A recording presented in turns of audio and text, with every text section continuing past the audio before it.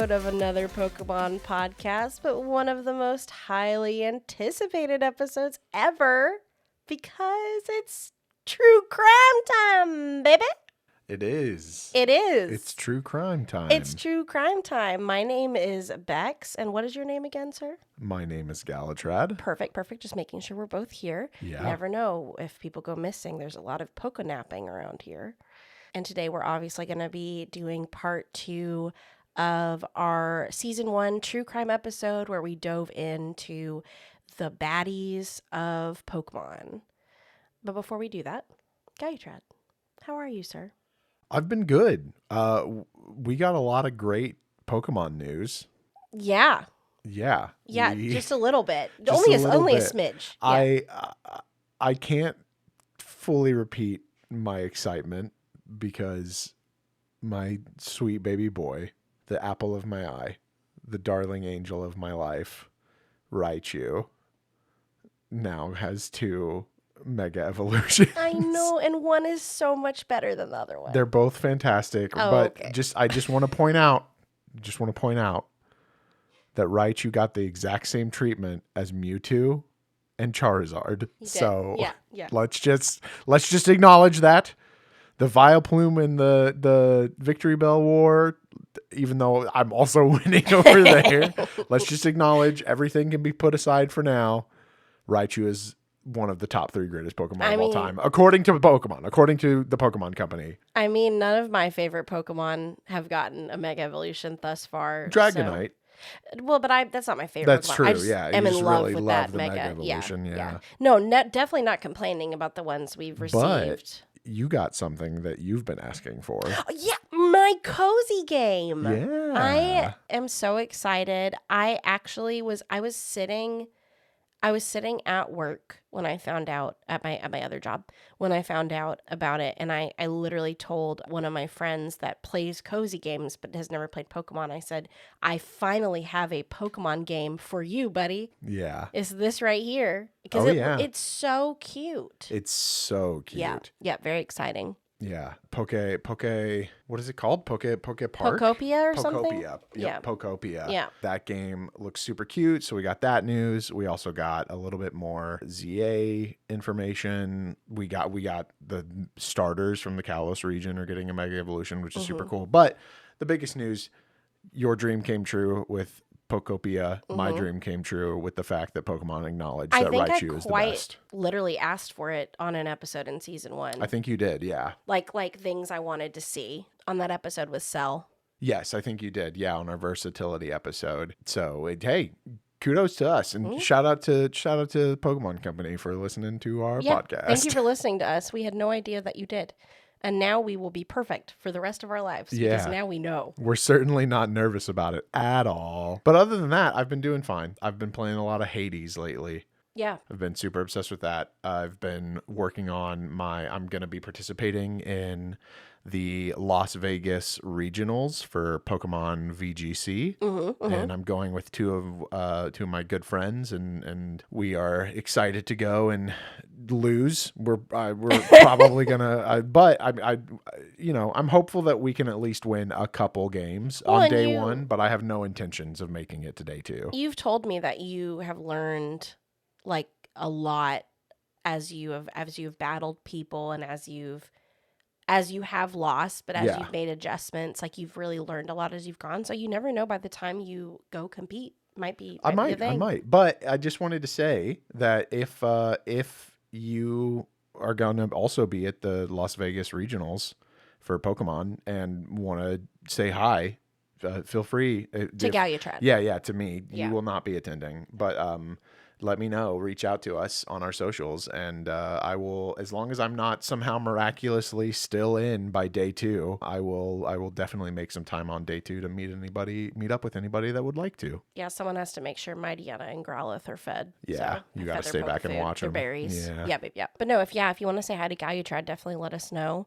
I want to apologize in advance about my voice because I am under the weather. You are. Poor thing. And I'm not really sick. I just have the allergies are officially upon us in my realm of fall allergies. So I deeply apologize because I am going to sound nasally a lot. And Guyutrad's going to have to edit out my coughing probably at some point. Yeah. It's okay, but you're doing your best. Thank you. But yeah, I've been playing Dragon Age still. I'm almost done with Inquisition. I have been doing a lot of reading. Yeah, I'm really trying to push so I have a couple reading challenges that I did this year, and I am trying to push through those, and I've been really enjoying the books that I've been reading. And other than that, yeah, I'm just hyped for ZA. We're so close. Like, even closer when this episode drops. Like, I think when this episode drops, it'll be a couple weeks away, right? Or like a week or something. Yeah, actually, just as a friendly shout out and reminder, I will be doing some streaming of Legend ZA. It releases on October 16th, and you and I took the 17th off, but I will be streaming it over on our YouTube channel. Yeah. Get that set up. Oh, I'm very excited. I'm ready to not work and play Pokemon. That's all I ever wanted to do.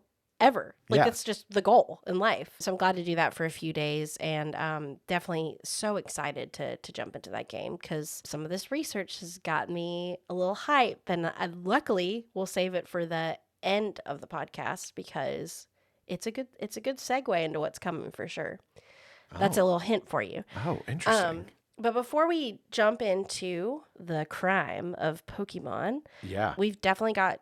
We're still getting a lot of listener feedback. I was cackling the other day reading some of the comments and talking with you on the couch because I just love reading through what everyone has to say. We have a ton of engagement on Spotify, like a ridiculous amount of engagement. Not that I'm complaining. That is not a complaint. There's just a lot.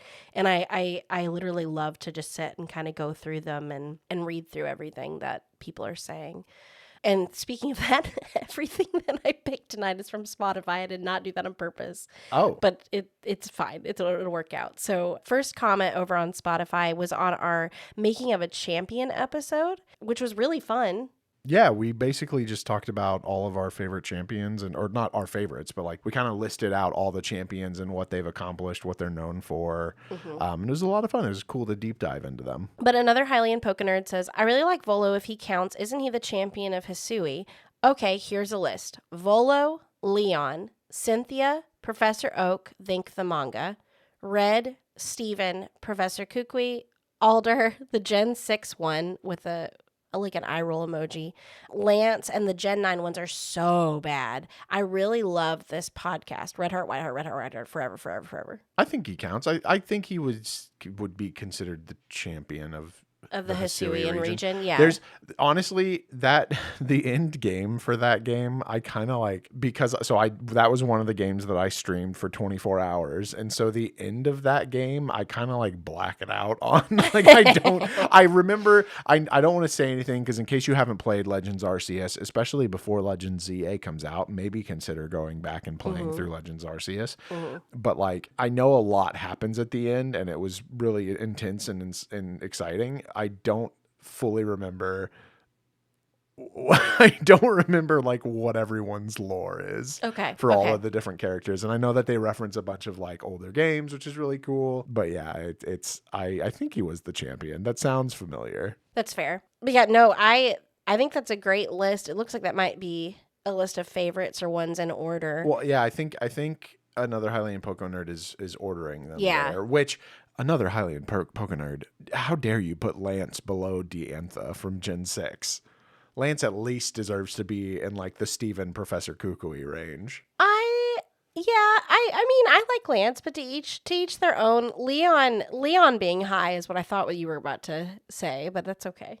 Leon being above Cynthia and all that. as a champion, Leon's great. As I am the final battle in Pokemon. Leon is fantastic. As a story device, he's the worst. Yeah. Well, thank you. Another Hylian Pokenerd. Guyutra, did you want to take the next couple? Yeah, sure. Absolutely. So on our You Better Bayleaf It episode, which was all about our favorite grass types, Jesus Crust said, fave grass types gotta go to Executor, Meganium, Ludicolo, and Leafeon. Love the pod. Yay. Thank love the you. Meganium love. And I guess us love too, huh?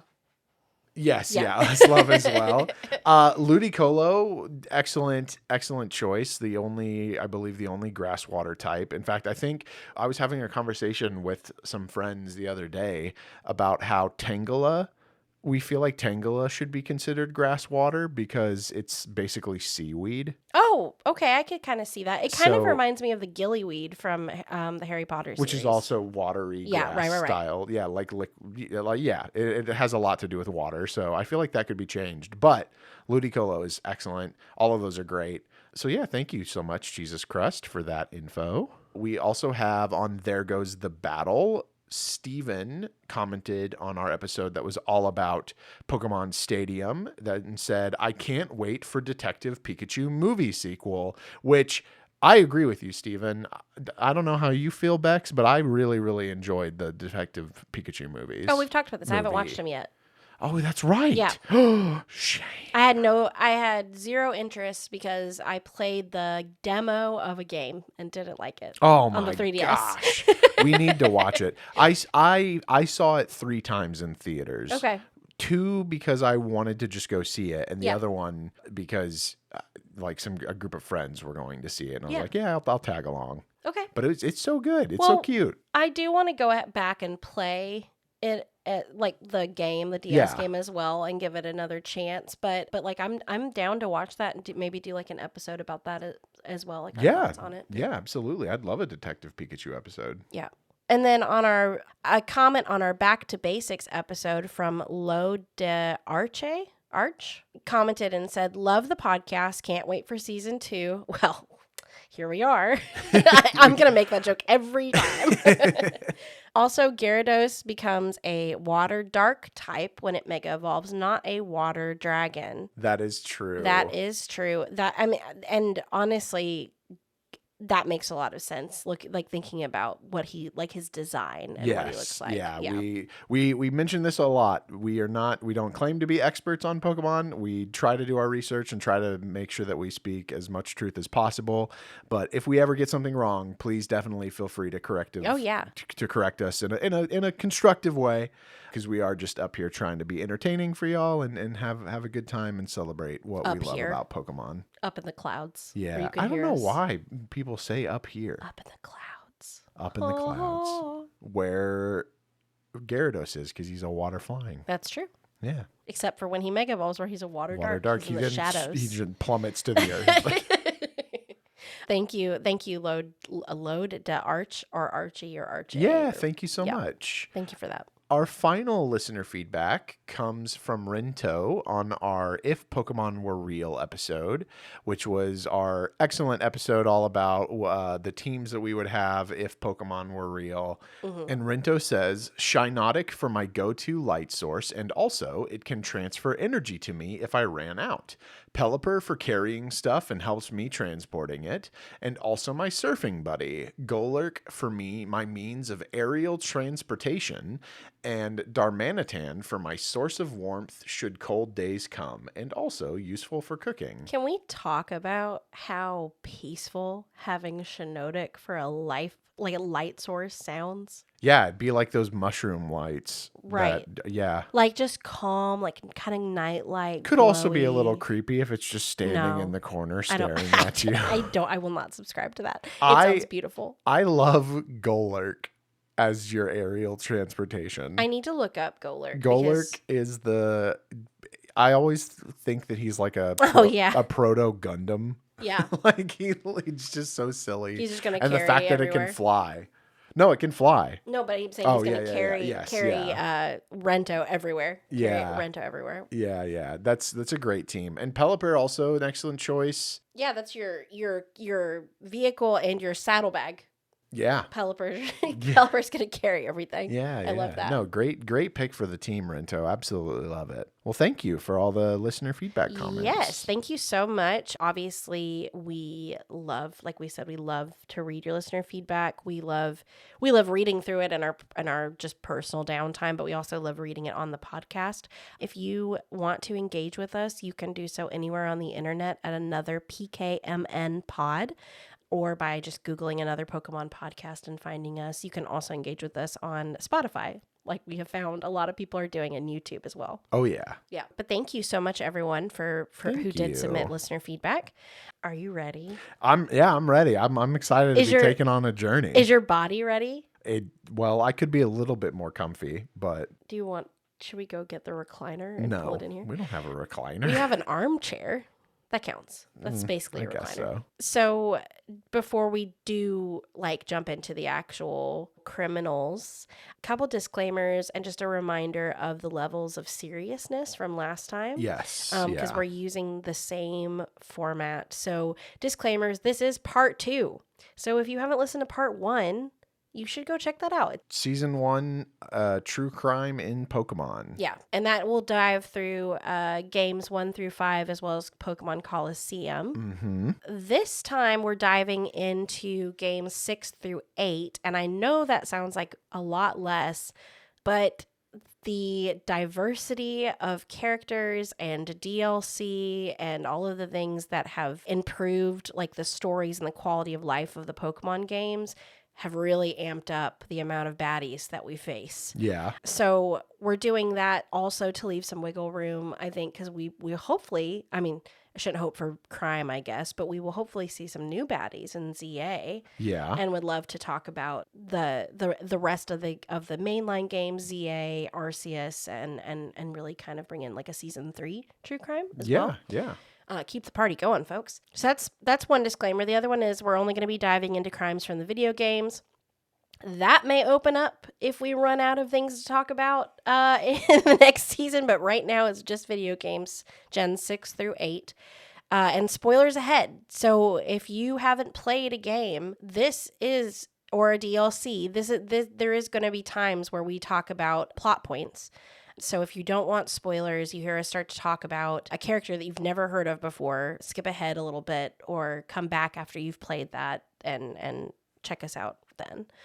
Levels of seriousness are petty criminals, where they did some bad things. They have some bad intentions. They got some morally gray decision making. Mm-hmm. Actually, you know what? They may not even have bad intentions. I've decided that needs to be cut. Okay. They may have just done some bad things. They might have good intentions. Good intentions, bad results. But bad results, morally gray decision making, technically a crime, petty criminals. Outright baddies are characters that took it a step further, and they are true criminals, but they are not the worst of the worst. No. And they might there's even one on there that might have some not bad intentions, but man, woo. Excited to talk about that. That was convoluted. I had to research a lot for this episode. Just so y'all know, just like in the first True Crime episode, I have not done any of the research for this. This is all Bex's area you are of in my realm. And she is so excited whenever we do these True Crime episodes. I'm doing this sick, folks. I love this. Yes, I should be with tea in bed reading one of my 8 books. Yeah. And then heavy hitters, last tier, bad news blues, or at least bad intentions, or bad results. I'm so confused. I don't even know what to say.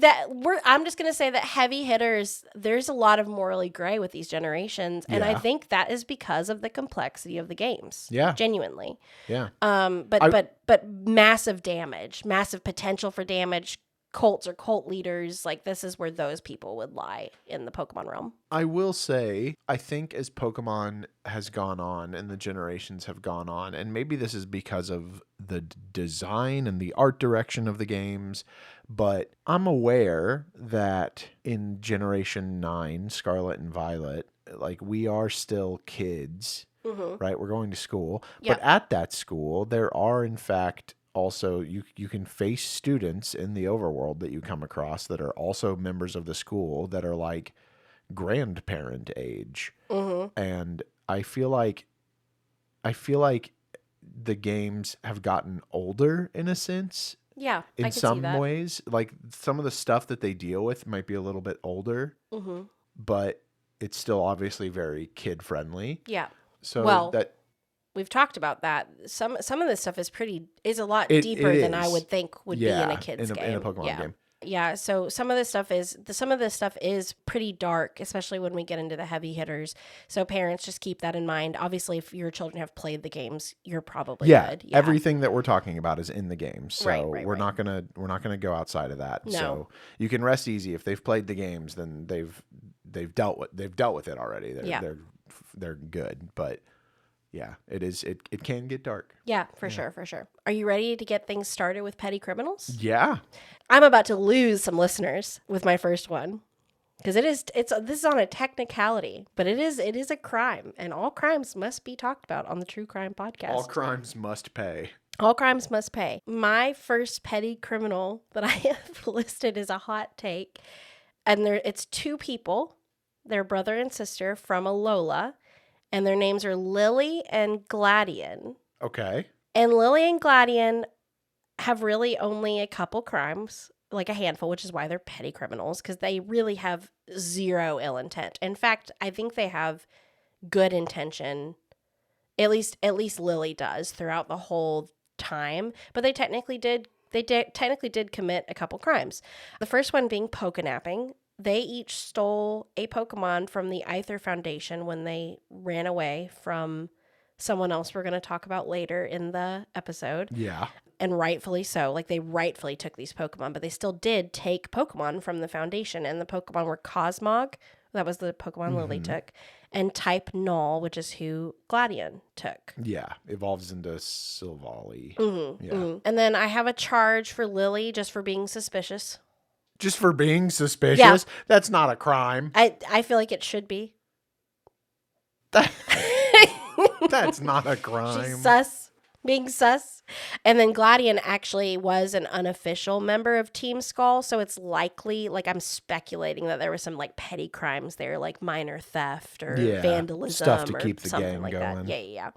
What is their sentence, you may ask, for being so cute and lovable? Oh, I forgot you did sentencing. I do sentence things. Their sentence is being well loved by many Pokemon fans. Yeah, they are. Which is why I'm afraid. Yeah, so, but like I said, this is like I said, this is technically a technicality, but they did commit crimes, and so I had to list them. And then underneath their sentence, they committed 2 crimes. Yeah. One making of them them petty criminals, lowest of the list. One by of the them way. only committed a crime, which is Poke theft. The being sus, just so we all are clear. You know what? This is why we don't play Among Us Is anymore. there a crime for being suspicious? I mean, it's like you have to have probable cause. So if you're suspicious, there might be another crime that can be found. There's not a crime for being suspicious. No, you can be interrogated for being sus. Suspicious behavior can provide grounds for a stop, frisk, search. This is coming from the criminal justice major folks. Reasonable suspicion of criminal activity is what could have happened, and then they would have caught her for Pokénapping. So there you go. You're welcome. There's your little lesson in life. So being sus is not a crime. I just had fun putting that because she is sus. Yeah. You also don't like Lily. I don't dislike Lily. I think she's cute. Yeah. I just don't understand why she's running around with a Cosmog in her purse. Yeah. While Lily is a criminal on a technicality, what she did was to protect Cosmog from the cruelty of her mother. Nothing bad should come to this sweet angel. Gladian, I didn't put anything apparently because I don't care about him. I think I added him as a slash because I'm like, he technically just did the same thing, but he was just angrier about it. And they're related. Yeah. I think Gladian should be protected from harm too. I think they went through enough, and we're going to find out what that is later. Yeah, they definitely did that. Yeah. Our next petty criminals is actually a group, a team, if you will, of people. This is where the teams start to become not as scary and go less and less on the... That's debatable. Hello. But this team, the criminal group that is a petty criminal, in my opinion, the next level up is Team Yell of the Galar region. Okay. We're skipping because there's a distinct difference in intent and crimes. Okay. And know what you're thinking. I need you to not overthink this episode. No. Cool. So charges. Yeah. Noise violations. Yeah. Absolutely. All the time. To the max. It's in their name. It's in their name.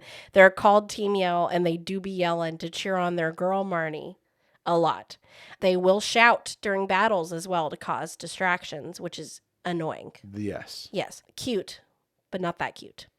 Yeah. As I'm sure Marnie feels the same way. They're also fashion criminals. I did not. That is on the same grounds as sus, and I did not put that. Oh. But you're right. They have the probably worst I think they have the outfits worst out of all of them now that I'm thinking about it. I'm trying to remember. No, yeah, because the Scarlet Violet people, their team, Star or whatever, had their own kind of thing going for each one. So they didn't have like a uniform, right? No, they did. But the thing with Team Star is that they had to, in school bully fashion, they had to adapt to what the uniform of the school was. So like they had like cut off pants and their suspenders were not pulled up. They were like hanging on their sides. Okay. Yeah. So yeah, these are definitely the worst though. The worst dressed. Because the one that you were mad at me for skipping over, even though it's with purpose, is much better dressed. Yeah. That's their whole thing. So we did not. I would like the court to reflect that I did not put fashion as a crime on here. That's okay. That is Galutrad's The opinion. court reflects that. Yeah, thank you. Obstruction of movement / harassment. Mm-hmm. If you were a challenger against Marnie, against Marnie, like rivalry with Marnie, Team Yell will block you. Yeah. They will challenge you to battles. They'll harass you. Yeah. They are not very friendly to anyone going up against Precious Baby Marnie in any way. They'll also block you from going to gym challenges and entering buildings and routes as well. Yeah, they will. And I did look up obstruction of movement is the technical crime for that. I didn't even know that was like an official thing, but it is. Makes more sense than sus. Yeah, it did. Attempted theft, harassing and attempting to steal a poor man's Rotom bike on Route 5 so they could chase down more of the gym challengers. Oh, that's right. You said attempted theft, and I was like, what Pokemon did they try to steal? But they try to steal a bike. Isn't that horrible? That poor man. And then he ends up giving you his bike anyway. He does. That's where you get the Rotom bike, and it's like, homie, if you were gonna give it away anyways, why didn't you just give it to them? At least he gave it to us with a good cause. That's Maybe true. He knew they had ill intent. We needed it more. Yeah. What is the sentence you may ask for Team Yell? Sure. Marnie's scoldings. Yeah. Yeah. She gets mad at them a lot. Yeah. Yeah. They may be fans of Marnie, but she does not like how they go about showing their love and often scolds them for being over the top. Yes, she does. Yeah. Yeah, she is not a fan of them. No. I think she cares about them, but I think they're like her lovable idiots. Like that's how I take it, is like, you guys are doing this again, really here now. Why? Like she just doesn't appreciate all the hype and how mean they are in her name. That's fair. And last but not least on the petty criminals list is Team Skull from Alola. They're the last ones on the petty criminals just petty list? criminals. Yeah, we have quite a few outright baddies. Interesting. I would have thought a few more petty criminals. No. I think there's one of them that I had in petty criminals, but I ended up kicking it up. Okay. And that's probably the next one that we talk about. But Team Skull from Alola. Yeah. Attempted and actual Pokenapping. Yes. Because they end up taking the young goose from a child, and you get to come meet them in order to get you to come meet them alone. Yeah. Probably coercion. I could have put with that as well, because they're doing that with the intention to blackmail you to come save the young goose because they know you will come. Yeah. Attempted theft of the Berry Master's berries, and I'm sure other things. Mm-hmm. You're going to get mad at me again. Wild dance moves. That's not a crime. Poses and gestures. I guess you could say loitering. You could say loitering if you wanted to. Right? Like if you were a store owner and you had a bunch of punks outside your shop that were being and you're just standing there grooving, not doing anything, just being annoying. Yeah. You would charge them with loitering. I do like to make fun of, like, I like to do like, oh yeah, the Team gestures. Skull, yeah. The Team Skull entrance hand wave thing is great. It's so good. Yeah. Obstruction of movement. They block you from one of the trials. I think the first trial. They do. Yep. And then I just put Po-Town in capital letters because Po-Town itself is like a a visual representation of their crimes. There's a ton of graffiti everywhere. They're obviously trespassing because they're, I mean, no one wants that property anymore, or else I'm sure something would have been done. But like they're clearly not like doing anything good there, at least not at first. And then extortion, charging you to heal at the Poke Center. Yeah. So you can use their Poke Center, but you got to pay them to use their Poke Center, unlike all of the free Poke Centers everywhere. Yeah. I did do it, but still awful. Horrible of them. And then actual kidnapping. Lily. They do. They do kidnap Lily. And that's probably the worst thing they do. That gets them in petty crime? It's like the end of the petty crime. Because and the reason for their kidnapping, I think it was because they wanted Cosmog for Guzma. That makes sense. Yeah. Because Guzma, I feel like Guzma wanted the Pokemon. But I also didn't feel like, obviously Yell, I didn't feel like Pierce was responsible for any of the stuff that they did. But I don't feel like Guzma, unlike Cyrus and Archie and Maxie and all those people, I didn't feel like Guzma deserved to be like labeled as a criminal here as much as like the group itself did. That might be a hot take. I mean he what's the aid and abet? Yeah, aiding and abetting of someone we're not going to talk about yet. Yeah. So like, but it felt like he was just trying. I don't feel like he was the one. This is exactly what happened last episode. I don't feel like he was the one in control during that. I feel like the other person that he was helping was the one in control. Yeah. So like, I definitely think he helped, just like I think there's another person on this list that helped someone else, but they're not the focus of the criminal masterminding of anything. In some ways they got looped into it. Yeah, right. Yeah, I feel that. And also I was going to say, given how wishy-washy Lily is, she probably didn't even fully, like, she probably just kind of went along with it too. No harm came to her. Like it was just, I'm sure it was just scary for her. Yeah. So that's why they're like, I still left them in petty criminals because that makes they're sense. just kind of goofy most of the time, but they're definitely worse than like Team Yell, or obviously worse than Lily. Yeah. What's the sentencing? Dance off? ? Like turning their dance off? No, they're gonna have a dance off, and I'm gonna win it. Doesn't they're bad at like dancing. A sentencing. That sounds like something they'd enjoy. Well, the reason is because nothing really happens to Team Skull other than they eventually disband once they realize that they have taken this too far, especially Guzma. That's one of my favorite bits in Sun and Moon, is that every time Team Skull is doing something, everyone that is around them like just ignores them. Yeah, which is why I didn't. So funny. I think that's why I didn't feel like they should be pushed up to outright baddies. Yeah, because it was like, I don't know, they were kind of goofy. That's kind of what I was getting at, is that like I feel like Lily would be like, oh, how nice of these Team Skull people to guide me back to my friends. Right. Yeah, totally. The next tier is outright baddies. So we're going to go over a couple of those, and then we're going to take a cake break. And by cake break, we're going to take a dinner break because we have not had dinner yet. Yeah. And it is late for us.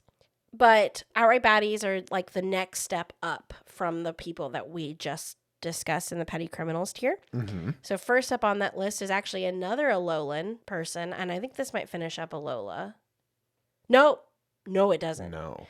See what I mean? There's so many bad people in these games. Anyways, but this is an Alolan team specifically for Ultra Moon and Sun, and that team is Team Rainbow Rocket. Yeah. Yeah. Do you know anything about Team Rainbow Rocket? No, I've played Sun and Moon. I haven't played Ultra Sun and Ultra Moon yet. Okay. So, I mean, I know like the gist of Rainbow Rocket. It's like an amalgamation of a bunch of not criminals, but I mean, I guess yes, criminals, but like it's like all a bunch of the baddies, right? So I struggled with the first crime because it's definitely the plot lost me probably more than any other plot with Rainbow Rocket, because it just felt like a fan service and didn't feel like an actual, like, I didn't understand the point. Yeah. So the first crime I literally put being annoying ? Time and space and universe manipulation ? I don't know. LOL is literally what I wrote because they come in through a wormhole. Yeah.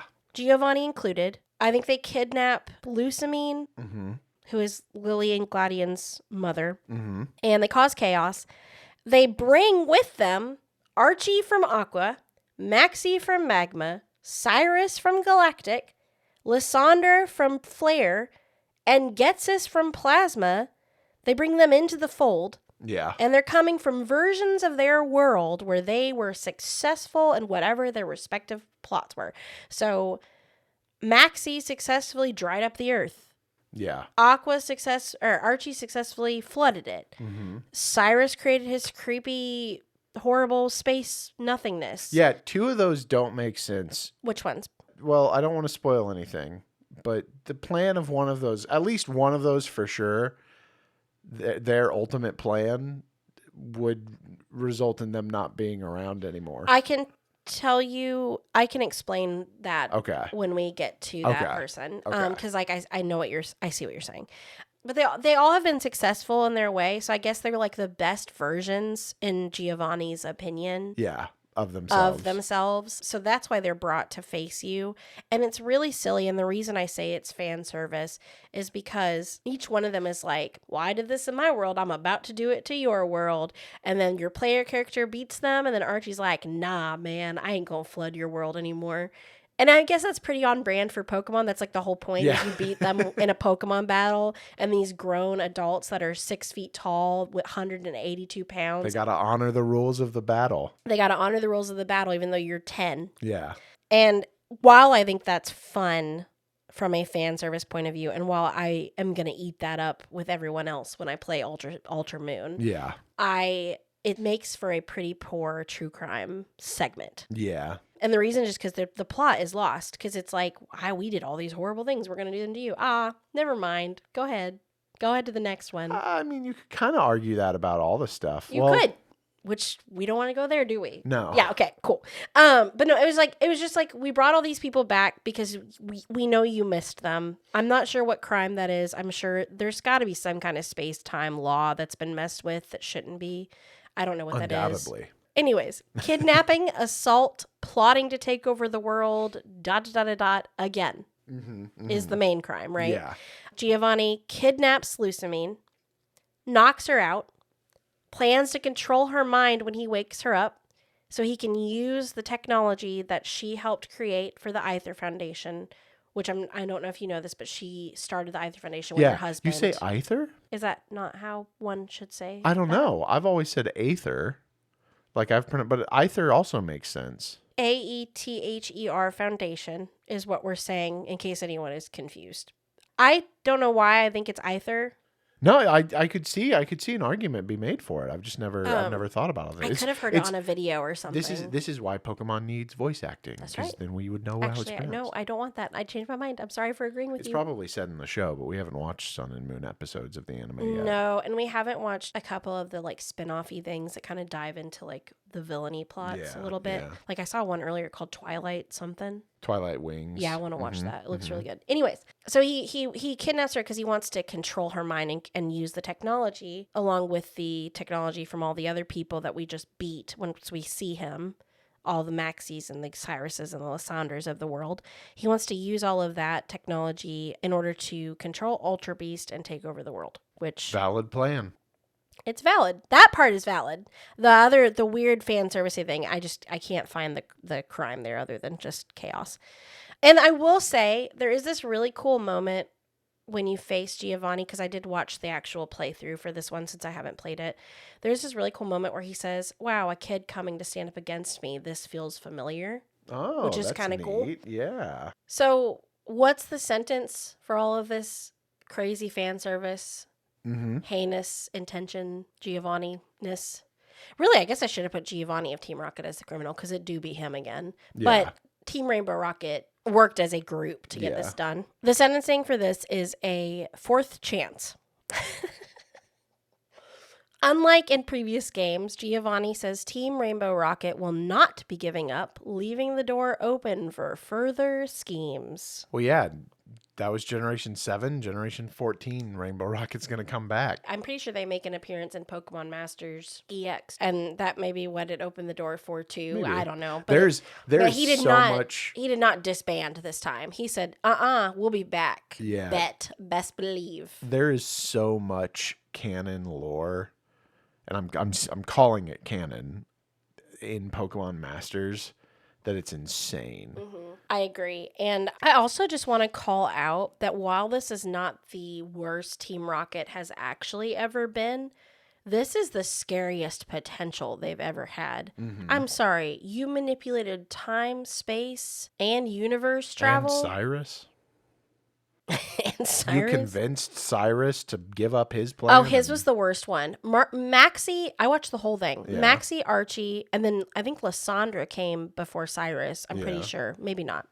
But then they get to Cyrus, and he goes, blink, blink. This is not the nothing. Is this a new world? Is this a new one? And I'm like, no, brother. It's not a new world.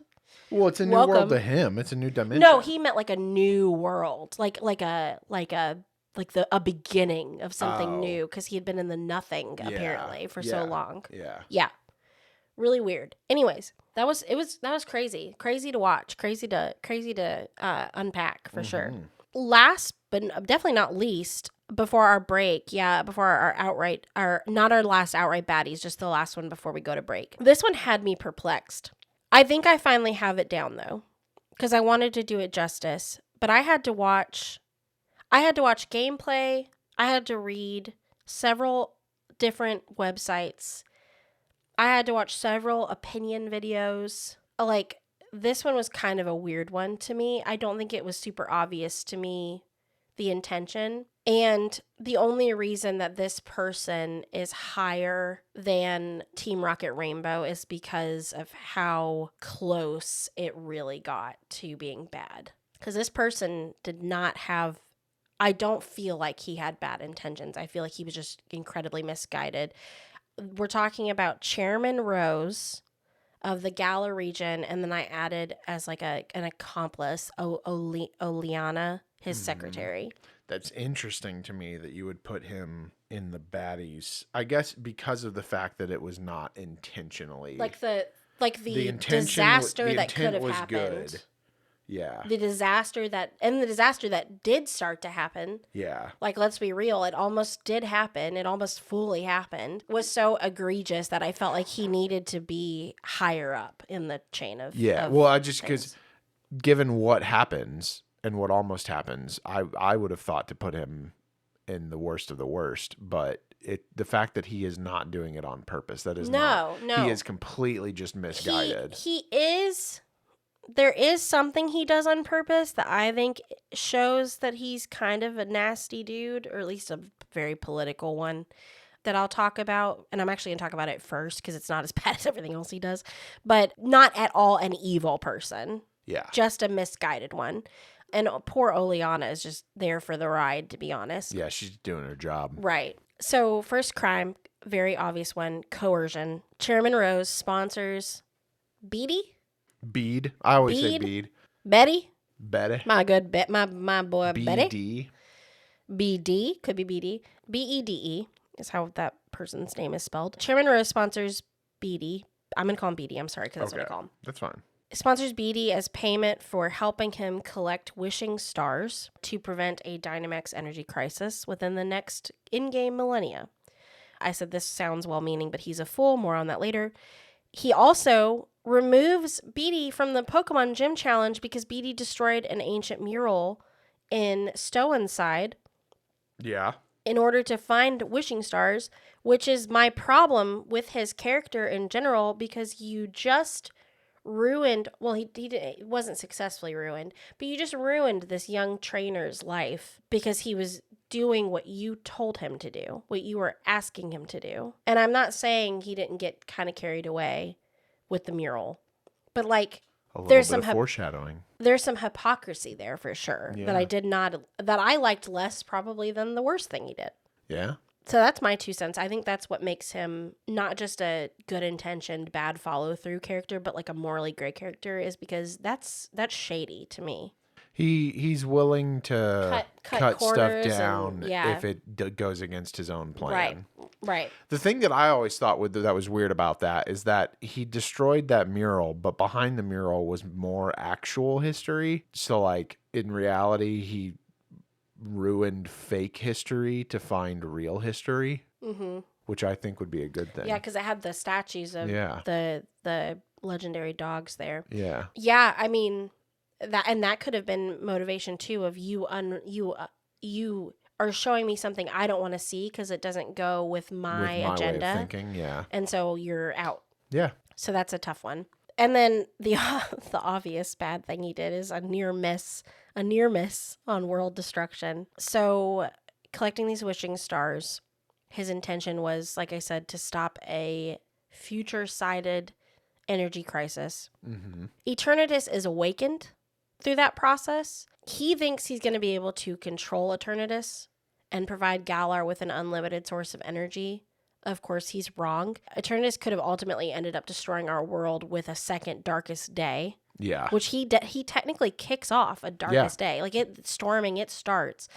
Because Eternatus, by nature, is going to begin to absorb all of Galar's energy, which causes the storms and the chaos of a darkest day. And that's exactly what he starts all over again. Yeah. Like, we had one way before the plot of the game. We had one way back in the day. Yeah. What all the ancient history of Galar all the ancient referencing. History. Yeah. And he basically redid that because he wasn't listening to anyone around him. Yeah.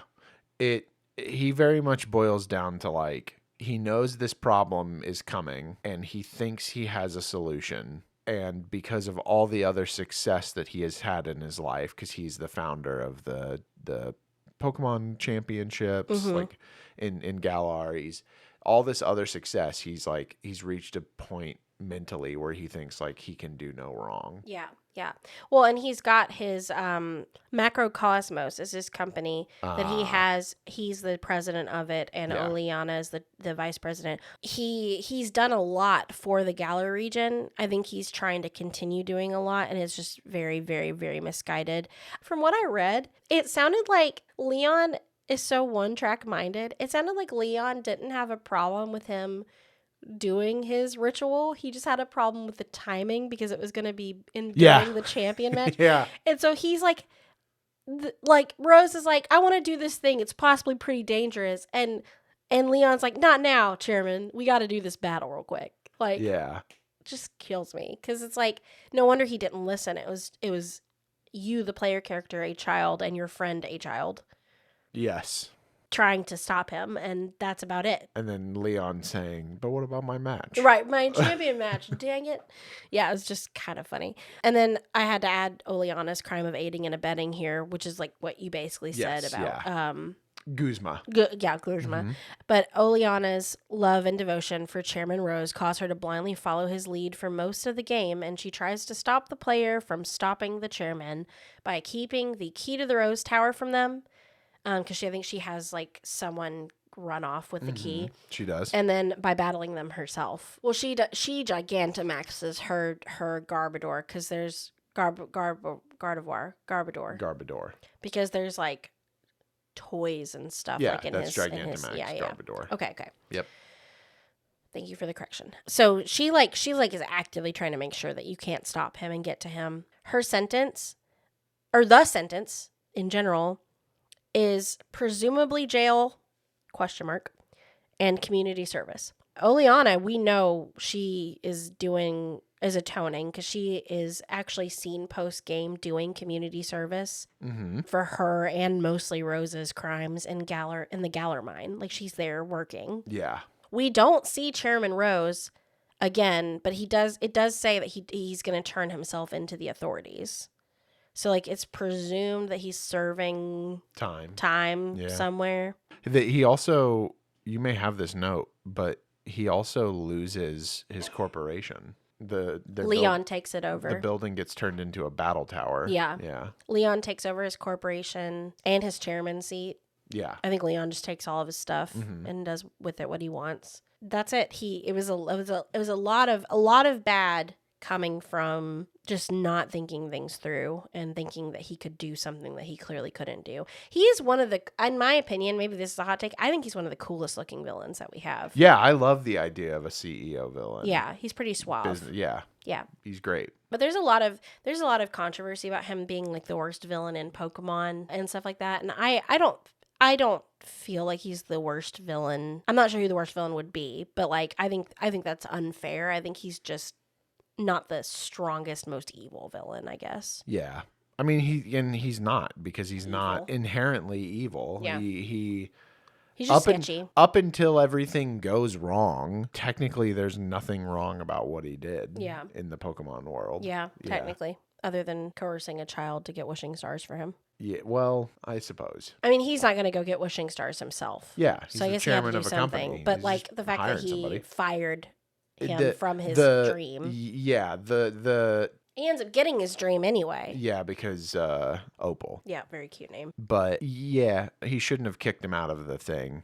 No. But at the same time, the only reason Bede had a chance is because of Rose. Yeah, that's true. That's true. All right. Well, that is it for now. We're going to go take a nut cake break, and we hope that you all do the same, and we will see you after the break. Yeah, see you after the break. Go eat your cake.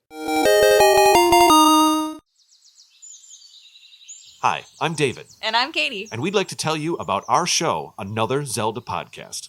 Whether you've been playing Zelda games from the beginning, or just started with Breath of the Wild, we have something for everyone. From deep dives into how the games are made, review episodes. We even make top 10 lists and do a bit of music talk. That's right. If it's about The Legend of Zelda, we cover it. Listen to Another Zelda Podcast wherever you get your podcasts. We'll see you there.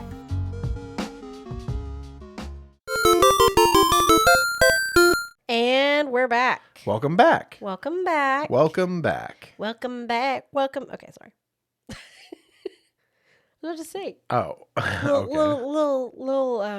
Little song, little singy song. Yeah, we had curry. We did have curry. It was good curry. And now we're going to have crime. And now we're going to curry on with the true crime. That was very good. I'm very impressed. To talk about a lady and a company that I may or may not be mispronouncing. We're coming back from the break with the last couple of our outright baddies, our mid-tier criminals. Mm-hmm. And we're coming in strong because our next outright baddie is Lusamine of the Aether Foundation. Yeah. Lily and Gladion's mother. Ether.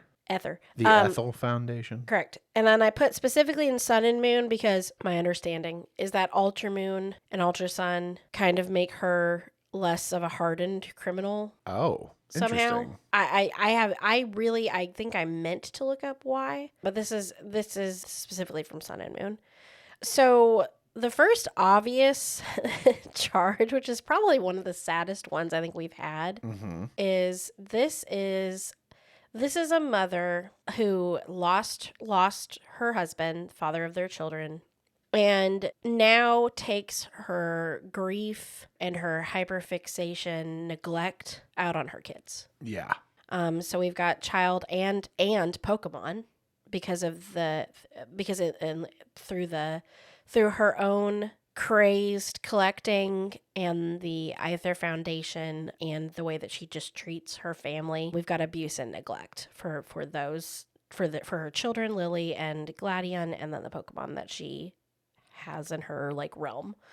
She's so obsessed with the Ultra Beast that it outweighs everything else. It outweighs taking proper care of her children. It outweighs just showing general kindness. Lily, I think Lily is the one that tells the player character that her mom used to be a good person. Yeah. And now she's just lost in this power, hunger, neglect cycle.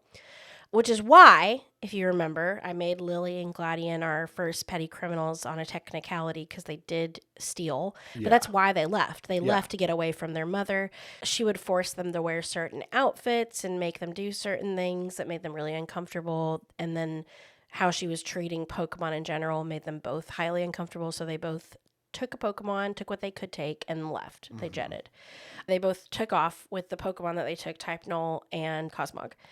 The other neglect that she does to Pokemon specifically is she has a creepy trophy room. Kind of reminds me of like Han Solo in Star Wars getting frozen in that like carbon whatever freeze, where in the trophy room, all of these Pokemon are in a state of cryostasis, which means they are suspended and can't move and they're just there. Yeah. Very creepy. Yeah. Kind of made me think of like Mewtwo in his laboratory when he's like getting the clones ready to go. Yeah. Yep. That makes a lot of sense. And then the goal for her is to open the Ultra Wormhole would endanger Cosmog, which is why I think Lily's main motivation of taking Cosmog specifically. And she doesn't care. Like, she's so just like, I want to get this wormhole opened. I want to go to the Ultra Beast. I want to be with them. Yeah. I don't really care what it takes. And Lily stops her from doing that. Yeah. The sentence for all of those things? Yeah. A cold dose of reality. Yeah. Lusamine ends up getting her goal. She ends up going to Ultra Space. She ends up finding, I'm going to butcher the name of this Pokemon, Nihilego? Almost. Nihilego. Nihilego. Okay, that's pretty good then. Nihilego in Ultra Space, which is where the Ultra Wormhole like leads her. She ends up merging with Nihilego. Yeah. A human Pokemon hybrid. Yeah, and honestly looks sick. Yeah. Like that version of her, like she looks cool anyway. Yes. That version of her merged looks very, I don't know, it looks very neat. It almost reminded me, this might be weird. I don't even remember what that show was called. There was a robot cartoon when I was a kid. It's My Life as a Teenage Robot, Robot Jenny. Yeah. And it kind of looks like when she merges, she kind of looks like robotic or like alien, and it's like her coloring is more muted. Like that cartoon was the robot Jenny's like a blue and white and like shaded robot. She's like a purpley kind of color when she merges. Like all of her like blonde hair and everything kind of goes away. Yeah. Really becomes one with the Pokemon. Looks very cool, but also is not good. And once she is defeated in that form, she passes out. What I do think is cool as part of like her dose of reality, her like recovery from doing all this to her body and doing all this to her life and her children and herself, is Bill has some experience from Gen 1 with merging into a Nidorino. And so he actually has to help her with the experience of like figuring out how to recover from merging with a Pokemon. Yeah. It does sound like she does end up reconciling with her family, which is cute. That's always nice. Yeah, but she took things too far, like way too far, out of her grief or whatever, like it was going on with her. Yeah. But yeah, that's Lusamine, who is pretty cool. Maybe I should have put her after these. It's fine. It's debatable on whether the next ones are worse than Lusamine. I probably should have switched the order, but it's fine. We're here now, and we've already done what we're done. Yeah. The last outright baddies, multiple, that we're going to cover are my least favorite looking people, worse than Team Yell could ever imagine, Swordward and Shielbert from the... And a special, and an additional character that I'll talk about in a second. There's an additional helper in their shenanigans. But Swordward and Shielbert, the worst looking villains in the Pokemon series by far, only because of their hair. Their hair, the decision to do their hair as a literal sword and shield was a choice. I also, because I only met them in that one...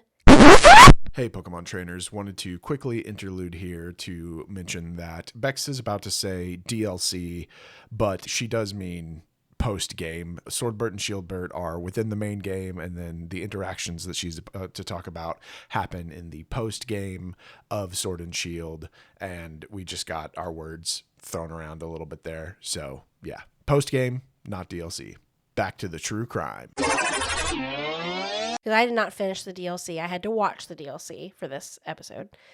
I did not finish the full DLC, so I only battled Shielbert once. Mm-hmm. And it's not as obvious on Shielbert because his hair isn't as big as Swordward's, but Swordward's hair just flops like a fish when he's battling. Like, it just looks...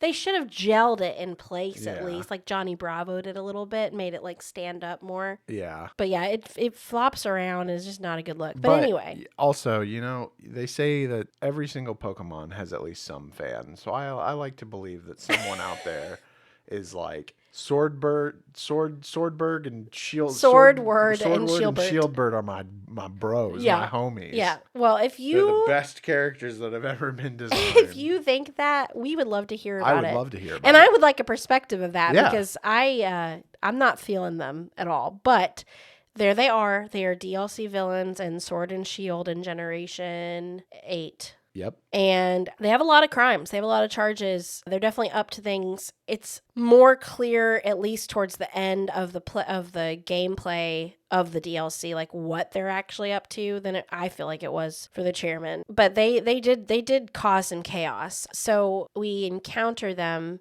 in the Slumbering Weald. Like, you have to, once you beat the game, Hop's like, oh, we got to go back to the Slumbering Weald and give the rusted sword and shield back because we're done using them. We got to put them up, right? Yeah. Okay. So you literally put them in their home, and immediately we've got theft and attempted theft both at the same time by Swordward and Shieldbert, who just show up and they pop in and they pick them up and they're gonna take them. Yeah. And I put a note saying, really, this is a much more major league offense than just petty theft, because there are laws making stealing like an ancient artifact in real life like a federal offense, like different protective laws. But this is like the most grievous, like one of the most grievous charges of theft, because they're protecting they're stealing an ancient artifact. Yeah. Which is protected by, in our world, is protected by tons of codes and laws that make it a federal offense, that make it like heavy prison time, heavy fines, like much bigger deal. Interesting. And so I'm guessing Galar probably has something similar, since this is like one of their most precious possessions. So they try to take the rusted sword, the rusted shield. Depending on the version, you fight the person whose hair looks the most similar to the icon that is your game's name. Yeah, sword or shield. So you fight Swordward if you played Pokemon Sword, you fight Shieldbird if you played Pokemon Shield, and these are basically reversed. For this playthrough, I'm just going to say we are playing Pokemon Sword. So I'm going to say, like, you fight Swordward, you get the rusted sword back, as is befitting all Pokemon villains, where they just do be given up on things when they get beat. Yeah. Shieldbert does not get beat because he fights Hop. And we're not going to hate on Hop today, but... We're never going to hate on Hop. Hop is great. He trying his best. He gets beat, and so Shieldbert takes off with the rusted shield. They both do. They both leave, and they get the rusted shield. They also, as part of that like attempted theft like realm, they also end up taking wishing stars from Sonia in the lab after like the Chairman Rose incident. Sonia and her lab assistants gather up the wishing stars and keep them in the lab for safekeeping. But the reason they get to do that is because criminal number 3 is Sonia's lab assistant. Has been working with them the whole time. Yeah. And the only they were just a distraction so that she could get the wishing stars to them. And they all leave together once you confront them there. They all leave together after your double battle with them. Yeah. They get the wishing stars. Not following Pokemon rules. No. Yeah. Which is so sad because Sonia, beats herself up about it for a bit. Which is so sad because Sonia deserves the world. She's great. So that's their theft attempts and actual theft charges. Then we get into harassment. I mean, they are constantly harassing and bullying Hop for losing. Yeah. Like really picking on him, really pushing his buttons. But more importantly, they are actively harassing, criminally so, Sonia so that she can give them the wishing stars. Like that's all a front we learn, but they're still there bullying her. And so she calls somebody, and we all rush to go help her because they won't leave her alone. Yeah. And then the biggest, most offensive charge for sure is Pokemon cruelty. I mean, they are their whole shtick, the whole DLC is forcing Pokemon to Dynamax so that you have to go fight them to calm them down. Piers helps you, and whoever the gym leader at each gym helps you. I did point out that it's kind of funny that they're doing that. Like, I know the goal is to, like, we find out what their end goal is, and we don't know that as we're fighting these Pokemon, but they're doing it in gyms, which are, like, built to house the giant Dynamaxed and Gigantamaxed Pokemon. So it's kind of funny that it's in these properly made stadiums for things, but the point is they're forcing these Pokemon to do something that they don't want to do. They're forcing them to rampage. You have to fight them to calm them back down. You do so multiple times at multiple gyms successfully, and then you get to their ultimate goal after doing that. I don't know if you do it 10 times, but you do it a lot. After doing it a lot of times, where you actually see what their intent was, which is their ultimate goal is, because they are, sorry, I'm going to ramble for a second, because they are proclaiming themselves as the ancestors of the original kings of Galar, the human heroes of Galar, the ones on the fake mural that BD destroyed, the story that's been passed down for ages that has been redone now thanks to us, thanks to Sonia and her book. They are upset that Zama, Senta, and Zacian have taken that fame from their ancestors, and they want to prove that Zamacenta and Zacian are just normal Pokemon, and the way they want to prove that is by feeding them power from these wishing stars to force them, I don't know if it's forcing them to Dynamax, but it's forcing them to act crazy and rampage, and they just want to prove that they're just normal Pokemon. They're not actually heroes, because in their mind, their ancestors are the heroes. Yeah. So all of that context to say they do end up giving either Zamacenta or Zacian, depending on your version, wishing star particles to discredit them. The Pokemon does act crazy, but it's because it doesn't take away from what happened. It just does because it's been given all this power. So you do end up having to battle it. But then the other one also comes to help as well. Like its friend, like whatever the partner one is, comes to help as well. And that one ends up, I think the one that goes crazy, Hop, ends up going to go help and saves it, and that becomes his Pokemon. And the one that comes to help is your Pokemon. Yeah. I'm pretty sure that's how that works. And you get to battle him. You get to catch him. You're all good. You finally got the legendaries. It's about time. So that's all Gucci.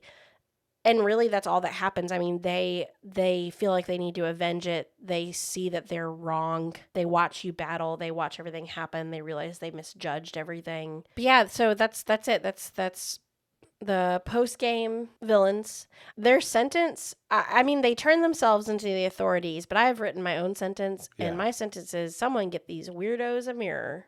Because I call them weirdos, like the whole game, like Sonia calls them weirdos. Yeah. And they're like, oh, weirdos, us? No. So I said, get these weirdos a mirror. And then my friend Stephanie, who doesn't play Pokemon, but she was sitting by me when I was getting like my framework of my notes together. And I said, Stephanie, I need you to look at these villains. I forgot all about them until just now. And she looks and she was like, it's giving Coneheads, which made me laugh. Okay. Because it kind of is. Yeah. But then I sent her the gif of the Swordward's hair flopping. I said, it's a floppy fish. Yeah. And then I sent her a Magikarp. But yeah, that is our outright baddies. That's the last of the outright baddies? That's the last outright baddies. We are about to get into the heaviest of the heavy hitters. So, kicking it off. My favorite team. Really? Yeah. Oh, yeah, we've talked about this before. I love this team, this villain. Our last team, heavy hitter, our last team of this list, I should say, but our first heavy hitter is Team Flare from Kalos. Mm-hmm. Very interested to see if there is still a Team Flare around in the next game, by the way. ZA? I don't think so, like, but I would love Flare, to see if some of them pop up. Like a Team Flare 2 or something? Yeah. I don't know. I really want to see Lysander and ZA. So Team Flare, probably one of the hardest, meanest things on this list on both episodes. Honestly, they've got the usual, right? The usual crimes of I'm just like the usual of theft, harassment, Pokemon abuse. What like, is a Pokemon team without theft, harassment, and and Pokemon, Pokemon abuse? Right. Rocket really set the bar, and Yeah. then everyone else, did that bar At minimum, had to meet it. Yeah. Except for Yell and Skull, which is why they babies, and they're not on here. And Precious. And Rainbow Rocket doing whatever they be doing. But anyway, so per usual, they're stealing Pokeballs. They're trying to steal fossils. They're picking on Abomasnow. They're just being. Yeah. They're just being bullies. Yeah. All while looking fantastic. They do look good. So that's like pretty common, right? Like that. Why did I even put that out? I don't know. Then we get into the crazy stuff, which is really crazy. So next charges are kidnapping, abuse, and experimentations on humans. First thing they did, obviously, was they kept AZ in a basement. Yeah. Locked him up. Of the Lysander labs against his will. In X only, just an X version only, firing the ultimate weapon would force immortality on the world, which doesn't sound like the worst thing that they could possibly do. But once again, just like forcing Pokemon to Dynamax, just like forcing shadow Pokemon to fight against their will, like you're still forcing something, something that should, if it's even a choice at all, and it should be a choice. Yeah. Like if you were of the thought of you don't want to live 1,000 years and see whatever pride hath wrought. I've been playing way too much Dragon Age. See whatever that entails, like great. That's not the average lifespan of a person, but like this is taking away that choice from the world, essentially. Not the worst of the two options. Not the worst of the two options. Nope. And then the last bullet under kidnapping, abuse, experimentations on human is that after Lysander falls, which plot twist, the bad guy does lose. Yeah. Again. Yeah. Hopefully. Not in Rainbow Rocket world. No. I mean, unless you saved right before that fight and just let it be and never picked it up again. Yeah. Think about your Pokemon world. This is just like Neopets all over again. Your Neopets are hungry and you haven't logged in 32 years. I'm just kidding. Okay. Sorry. That's just my guilt coming out on the podcast. After Lysander falls, Xerosic takes control of a character named Emma. Yes. / Essentia is what she kind of becomes under his control.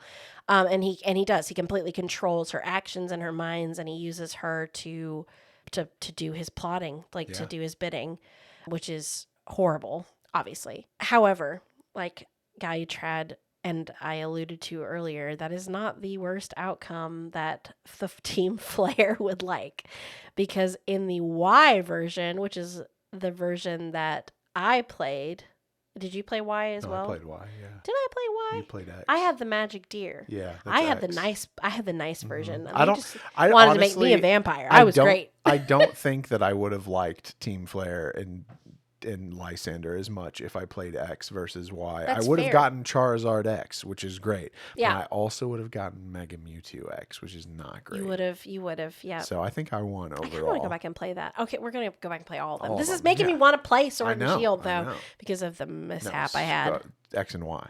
I want to play both. Oh, okay. Anyways, in Pokemon Y, they tried to do attempted mass Thanosing on the world and actual unaliving. Yeah. Actual unaliving in Pokemon Y only. You heard it here first. Are the worst heavy hitter I think we've ever had. I'm pretty sure. Of the entire world. So yeah, so whether it's for immortality or on purpose, the blast from the ultimate weapon destroys the headquarters, takes the building and everyone that didn't escape from it down. And thank goodness, like that's all it did, because the goal was to do it for the whole world. Yeah. Yeah.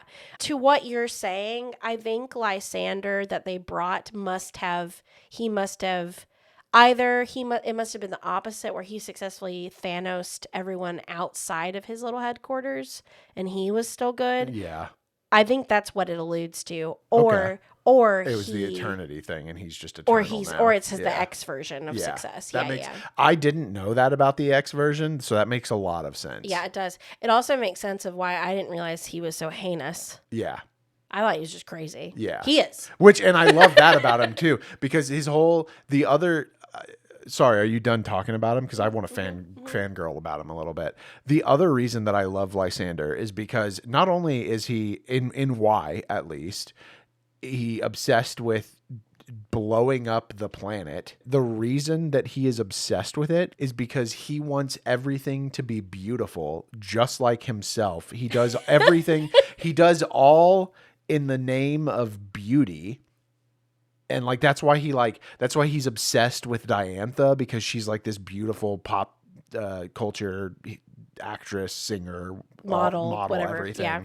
And I want to give a little shout out, because there is Cam Steady, who is a content creator who creates rap music and just music in general. He actually just worked with Pokemon at the Pokemon World Championships 2025, along with several other content creator artists and he wrote songs and performed songs live at the World Championships.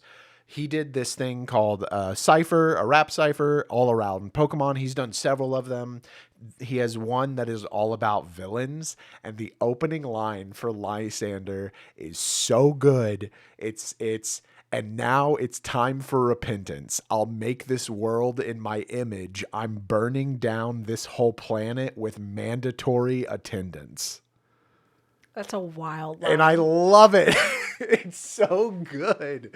The way he comes in, obviously I was speaking it there, so it would be easily understandable, but like the rhyme mechanics of it, I don't know what the word for it, but the way it flows, just every end of the verse hits you like a bullet to your gut. Oh wow. Of like, that's what he's here to do, and it's so cool. And okay. I love that he's insane. Yeah, he like Cyrus, also insane. Cyrus, one of my favorite villains, but like he literally, his answer of, you know what, this world has become so ugly, I'm just gonna get rid of it. Like that's crazy. So good. Yeah, that's so good. I love it. And then we stop him by beating him in a Pokemon battle. Yeah, we do. Like you do. So yeah, that's those are the Team Flare crimes. Sentencing kind of varies, right? Mm-hmm. So if it's X, it's just disbandment,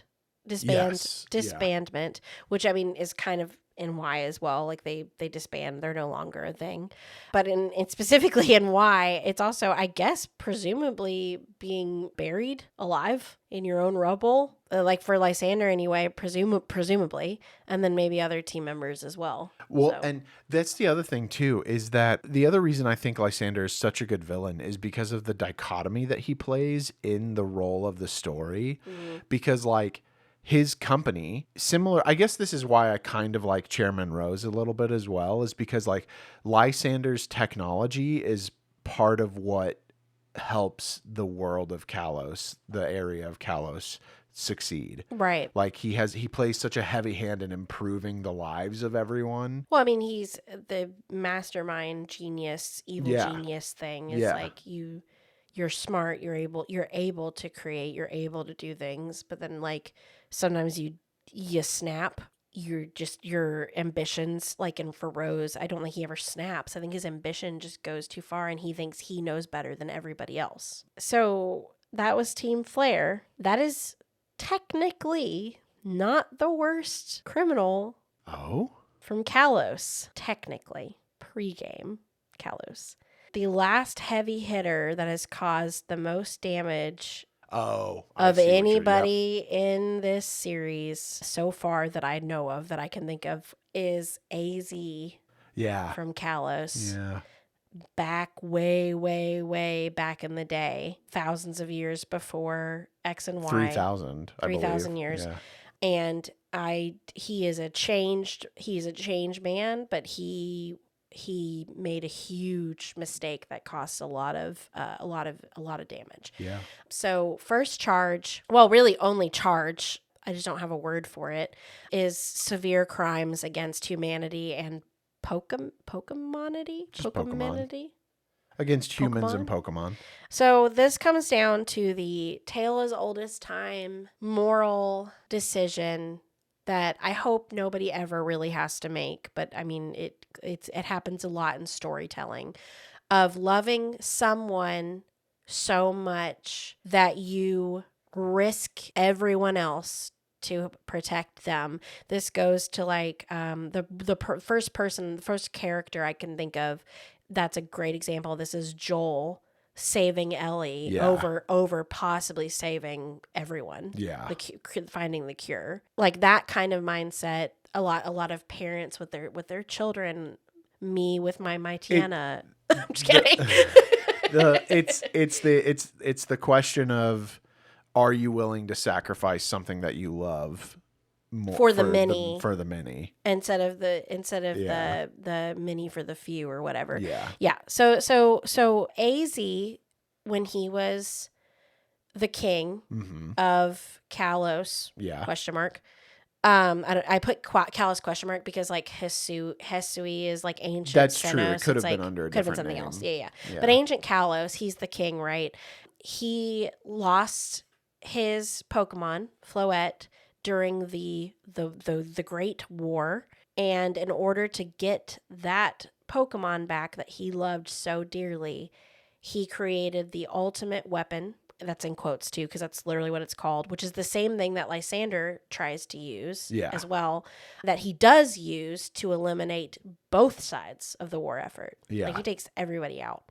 The weapon is literally powered by life energy as well of dozens of Pokemon, and that were ultimately sacrificed for that goal. Yeah. In order to create it. And you can actually see this was one of the most, like, have we done creepy locations in Pokemon yet? We should do that. Okay. I guess next year. But this is one of the creepiest places I've ever seen, and it's just really effective because this is a DS game. This is still very much a top-down game, but there's this crazy Route 10 is the route in the game where you can see the graves and monuments for all of these Pokemon that have sacrificed themselves for this weapon. Yeah. I'm sure not intentionally. Yeah. So horrific, right? Like literally so sad. Yeah. Happened before the game. Yeah. Thankfully, like we don't have to witness it. Yeah. But truly the worst criminal basically, in the series so far. Lysander's plan, but he actually did it first. Yeah, he did it. Yeah. And it results, I don't want to steal your thunder. What does it result in? His sentence. Which is? A long, lots of O's, long, sad, and lonely life. Yeah, an eternal life. We meet him. He's a giant lanky boy. He's super tall. I kind of love his design because he wears clothing that's like clearly like his pants are like two pairs of pants that have been stitched together to be it's like longer. kind of raggedy. Yeah. Floette is disgusted by AZ's actions and leaves him. He ends up reviving Floette. Yeah. But Floette, it leaves him and goes away. And he doesn't see it again until present day events in X and Y 3,000 years later. When he plays a part in stopping it. When he has to help. Yeah. I think like Floette's like Jiminy Cricket of the thing. And it's like, okay, you did all this to save me, but you did all this. I don't want to be with you. Like you're not the I'm going to start singing that Olympian musical again. Like, like you're not the man I thought you knew. Yeah. Thought I knew. But yeah, she leaves. She leaves him. She's like, no, thank you. They do get reunited, which is very sweet. And I do genuinely feel like he's sorry. I feel like he is. And they're in ZA. Remorsing. And that's exactly what I was going to say is I'm excited to see him in ZA because he clearly, well, I thought it was just proof that he'd be living forever because he was in it. Anyway, I'm excited to see him because he runs a hotel in Lumio City that we do our little operations out of in like the detective group that we're in. Yeah. That's his sentence. Is his Pokemon leaves him. He has to be alone for 3,000 years. He has to think about everything he's done. He does do a think. He does realize he was wrong. I probably realized he's wrong way before 3,000 years later. But yeah, that's it. That was all of our true crime. We are going to come back with Scarlet Violet, Legends Arceus, and hopefully Legends CA. Thank you so much for being here with us and listening to True Crime in Pokemon in the games. We really appreciate it. If you would like to share your thoughts on the criminals that we talked about today, or if you feel like we missed anything, any of the baddies in the mainline games 6 through 8 or before, because, maybe we missed one last season and you didn't comment. Yeah. We would love to hear from you at anywhere on the internet, Instagram, Blue Sky, X, Threads at Another PKMN Pod, and then we are also on anywhere you can hear my voice at Another Pokemon Podcast. We have our Another Pokemon Podcast.com website that you can visit. You can email us at anotherpokemonpodcast@gmail.com. Leave comments on the YouTube video. Yeah. But anyway, thank you so much for hanging out with us, learning more about the crime of Pokemon. And we will see you in a couple weeks with some more spooky season content. Ooh. Right?